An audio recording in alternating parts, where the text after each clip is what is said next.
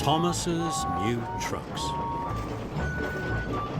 It was a busy, bustling day on the island of Sodor. The engines in their trucks were working very hard. Thomas was shunting trucks in the yard, but his trucks were old and rusty. It was very hard work. Then James arrived. "Look," James puffed proudly. "The Fat Controller gave me some smart new trucks. They're much nicer than yours." "It's not fair," moaned Thomas. "I want new trucks too." The next morning, the Fat Controller had a surprise for Thomas. "Thomas, your trucks are getting too old for your heavy loads. You are to have some new ones, just like James." Thomas was delighted. Thomas collected his new trucks and puffed proudly away. But when Thomas arrived at the docks, there was James. He was showing his new trucks to Bill and Ben. "I've got new trucks too," puffed Thomas. "They're even nicer than James's," puffed Bill and Ben. "Your trucks might be nice and new now," huffed James, "but you'll never keep your trucks as clean as mine." "Yes, I will," chuffed Thomas. "I'll have the cleanest trucks on the island." James watched Thomas puff away. The next day, Thomas puffed into the quarry. James's trucks were already loaded. "I've got my stone all ready," boasted James, "and not a spot of quarry dust on me." "I can do that too," pouted Thomas.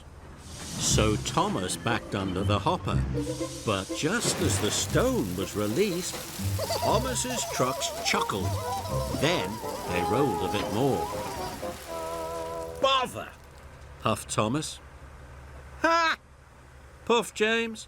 "Your trucks don't look so new now." Thomas was cross. Thomas puffed to the coaling plant.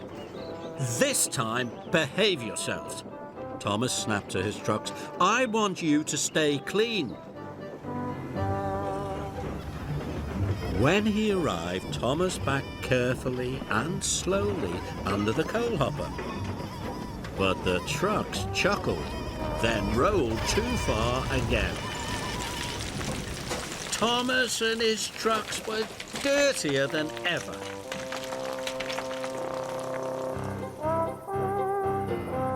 Later, when Thomas arrived at the washdown, there was James. "See, I have got the cleanest trucks. You'll be here for hours getting yours cleaned," laughed James. Thomas was very cross. The next morning, when Thomas puffed into the yard, he had an idea. "If I use my old trucks to take the coal," he puffed, "my new trucks will still look clean and new." So Thomas backed up to collect his old trucks. He collected some coal from the coaling plant. Then he raced across the countryside. "Ha!" laughed Thomas. "I can get these trucks really messy and get the coal to the docks on time." Then there was trouble. The rusty coupling broke. Thomas's trucks were rolling by themselves. "Cinders and ashes!" cried Thomas. Thomas applied his brakes, but he stopped too quickly. The trucks bumped into the back of Thomas, and the coal spilled all over the tracks. Thomas was stuck. Soon the Fat Controller arrived on Harvey. "Thomas, these trucks are too old for pulling coal," the Fat Controller said sternly. "And now you have caused confusion and delay." "Sorry, sir," said Thomas. Harvey and the workmen soon cleared the tracks. But Thomas still had to deliver the coal to the docks. So he raced back to the shunting yards. And this time he collected his smart new trucks.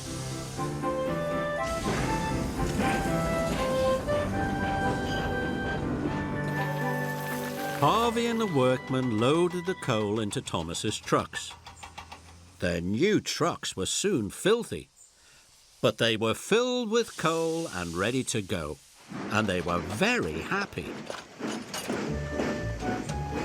Thomas raced to the docks. Suddenly, the trucks weren't being troublesome. They rolled easily up hills. They rattled quickly down hills, and they sang all the way. Thomas raced into the docks. "We need to unload quickly," the dock manager called. "But don't worry, we'll try and keep your new trucks clean."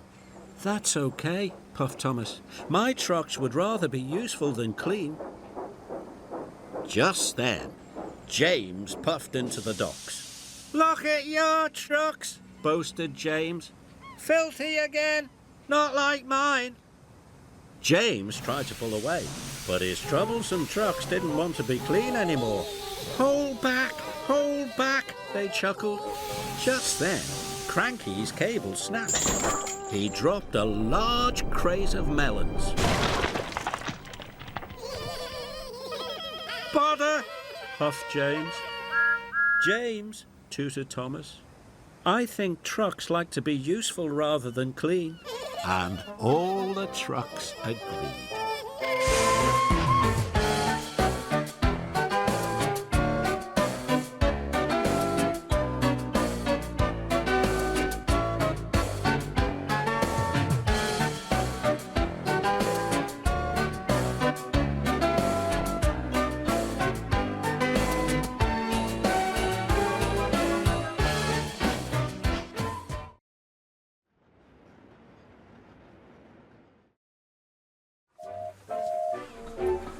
The engines on the island of Sodor are good at different things.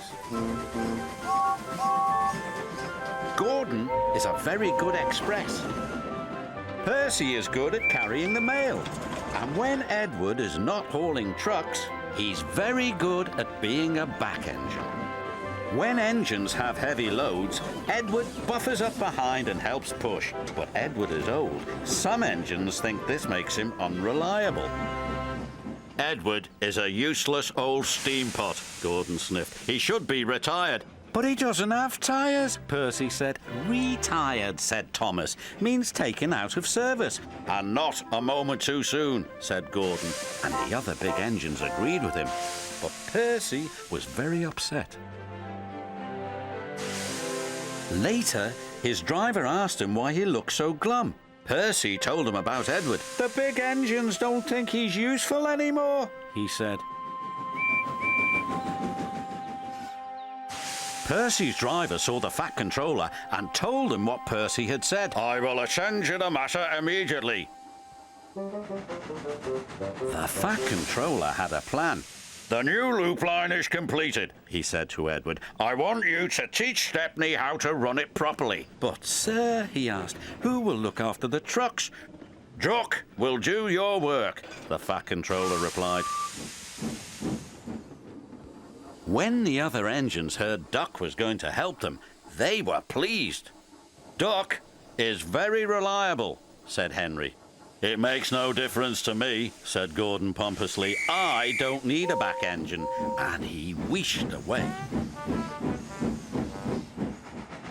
Edward enjoyed working with Stepney. It was great fun delivering passengers to stations in the beautiful countryside.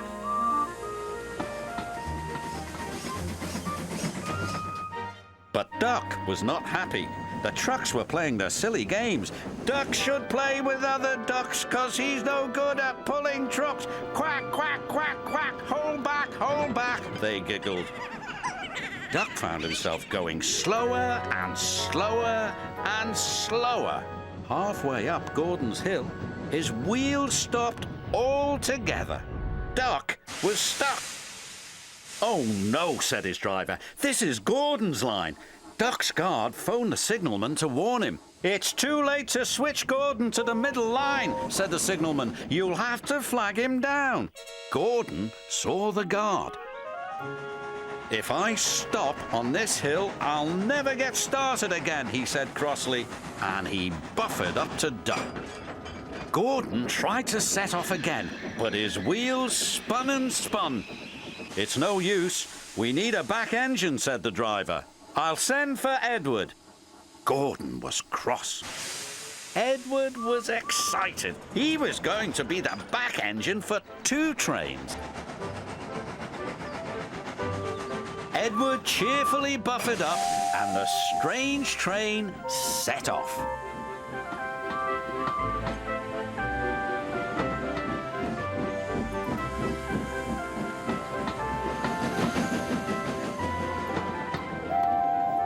They chuffed gently into the station.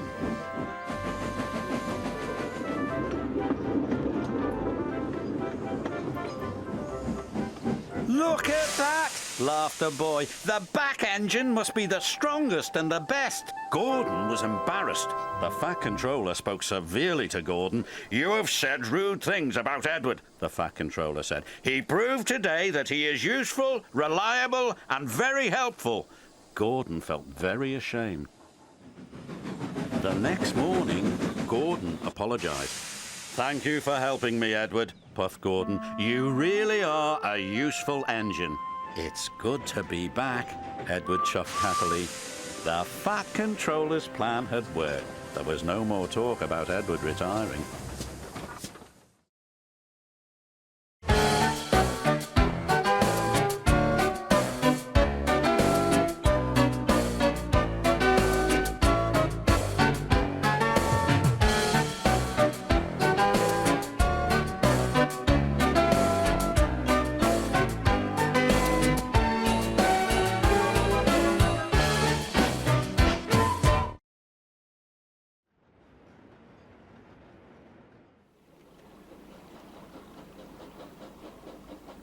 Gordon and the Engineer. There are railway lines all over the island of Sodor. The railway runs from Brendam Docks right across the countryside. So there are lots of signals. They help the engines to stay safe as they go about their work. All the engines have favourite jobs. Gordon loves pulling the express. Gordon thinks it's the most important job on the island. And Gordon likes to feel important. One morning, the Fat Controller came to see Gordon. "Gordon, the points are broken," said the Fat Controller. "An important engineer is coming to fix them. You are to collect him at Marron Station. Then you must take him to the points as quickly as possible." "Don't worry, sir," chuffed Gordon. "I'll get him to the points for you."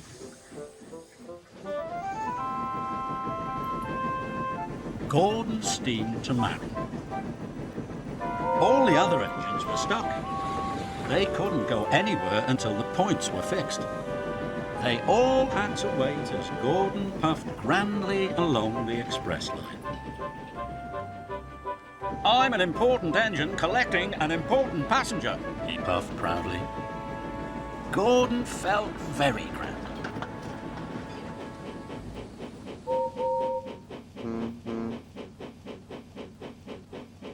Gordon pulled in to Marron Station. There was a passenger carrying a toolbox waiting on the platform. "He must be the important engineer," thought Gordon. "All aboard," he whistled, and the man with the toolbox climbed on board. "Wait," said the station master. "Bertie the bus is bringing more passengers." "I can't wait," Gordon huffed. "I have a very important passenger on board. I have to leave now." And he left. Gordon puffed proudly along. But he didn't know that the man with the toolbox wasn't the engineer. Or that Bertie the bus had brought the engineer with all the other passengers. "Oh, no," groaned the engineer. "I've missed my train. How will I ever fix the points now?" Gordon rattled past Donald. Then he clattered past Douglas. "Important engine coming through," chuffed Gordon. This made Douglas very cross. But the man with the toolbox was having a wonderful time. He was the only passenger, and he didn't have to stop at any of the stations. At last, Gordon arrived at the broken points. "I'm glad you're here," puffed Thomas. "None of the engines can move until the points are fixed." But the man with the toolbox was very confused. "I'm not an engineer," said the man. "I'm a carpenter. I thought Gordon was taking me to the docks." "Oh, no, I've left the engineer behind," moaned Gordon. "I'll have to go back and get him." "But you can't reverse down the express line with the express," said the signalman. "Maybe you could go on my line," puffed Thomas. "That's a good idea," puffed Gordon. "Thank you, Thomas." So Gordon backed down the line and left his express coaches. Then he steamed onto Thomas's track. He reversed quickly down Thomas's line. But he found Douglas blocking his way. "Out of my way," puffed Gordon. "I've got an important passenger to collect." "You can't get past," puffed Douglas. "I can only go back as far as the next station, then Donald is in the way." Gordon felt terrible. All the engines were stuck, and it was all his fault. "How can I collect the engineer?" he puffed. Then Gordon had an idea. "Maybe all the engines can help," he thought. Gordon told Douglas his idea. Then Douglas puffed down the track to tell Donald. "What a grand plan," chuffed Donald. So Donald puffed back to collect the engineer.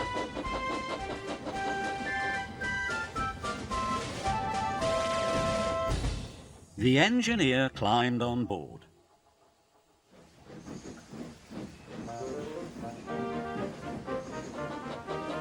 Then Donald chuffed back up the line.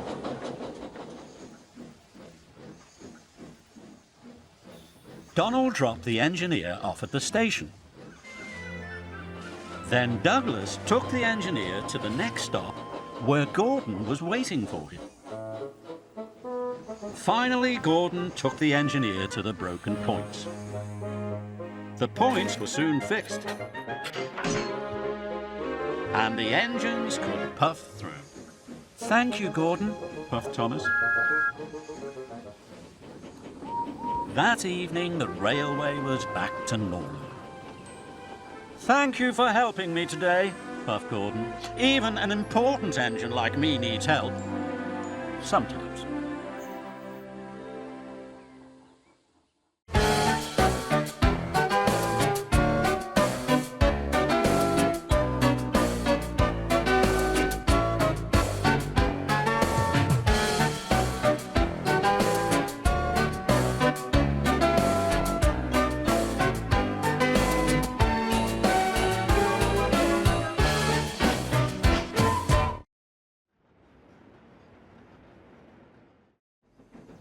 Thomas the Tank Engine was feeling very happy.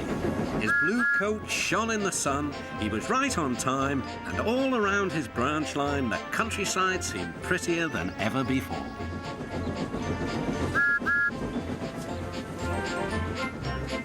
"Beep, beep. Good morning, Percy," He whistled. "My branch line is the pride of the line, wouldn't you agree?" Yes, Thomas, of course, but... But what, Percy? Out with it." "Well, there is another engine with a famous branch line too." "Who? Where?" exclaimed Thomas anxiously. "His name's Stepney. He's far away, but the Fat Controller says he may visit us." "When?" "Oh, someday." And Percy hurried away. Meanwhile, Stepney was puffing purposefully along his line. It runs through fields and forests, but isn't very long, which made him feel a little sad. Later, he saw Rusty. The little diesel had helped save Stepney from scrap. Everyone's been so kind, but my railway is so short and I do miss a good long run. I think you should tell Driver too, replied Rusty. I'm sure he'll understand. Stepney soon discovered that indeed he did. Do you know, Stepney, I feel just the same way. That evening, Stepney's driver had exciting news. Guess what, Stepney? The Fat Controller has invited us to visit the other engines on his railway. Manager agreed. It'll be a really long run to get there. Oh, thank you, sighed Stepney. They set off next morning. By now, all the other engines were talking about Stepney. He runs a famous branch line. Did you know that? Said Percy. Thomas was feeling a little jealous. Huh, it may be famous, but my branch is first on the line. Everyone knows that, too. And he huffed away to fetch his coaches. Look, squeaked Percy. Why have they all come? There is no train yet. But Percy was wrong. The signal dropped and from far away an engine whistled. Here he comes, yelled Douglas. Stepney puffed proudly through the junction. All the engines were pleased to see him. I hope you'll meet Thomas too, said Edward. You both have branch lines to be proud of. Then Stepney set off to help Duck shunt coaches in the yards, and they worked happily together all afternoon. At last, Thomas arrived. Sorry, can't talk. It's time for my last branch line train.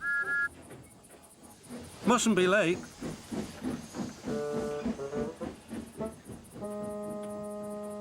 He was hardly out of sight when the engines heard shouting at the station. Moments later came the alarm. Stop all trains!